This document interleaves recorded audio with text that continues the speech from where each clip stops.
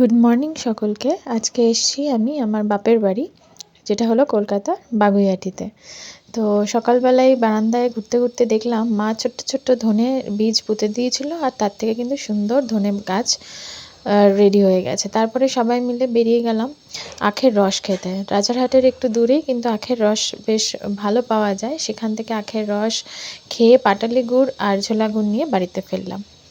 তারপরে ছেলের আজকে আবদার ছিল চকলেট কেক খাবে, তো নিজেই আজকে ব্যাটার বানিয়ে নিয়েছে। তো দেখুন এই কনসিস্টেন্সি ভালোই হয়েছিল কেকটা। আর আমি একটুখানি গ্যাসের যাবতীয় যে গ্যাসে বসানো ওই হেল্পগুলো করে নিয়ে দিয়েছি, বাকি কিন্তু ব্যাটার পরিমাণ সবই ও নিজেই করেছে। তো দেখুন আমি কিন্তু ননস্টিক প্যানেই আজকে কেক করেছি, কোনো ডাবল বয়লার বা কিছু ইউজ করিনি। ননস্টিক প্যানেও কিন্তু সুন্দর কেক তৈরি করা যায়। তো হয়ে গেছে আমাদের চকলেট কেক একদম রেডি, এবার কাটিং করার পালা।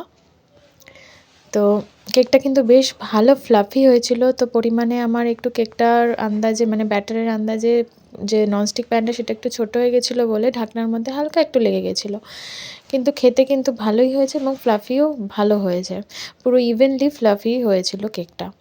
তো তারপরে কাটিং করে সবাই আমরা ভাগ করে খেলাম। আর চকলেট কেক কিন্তু আমার ছেলেমেয়ের সত্যিই খুব প্রিয়।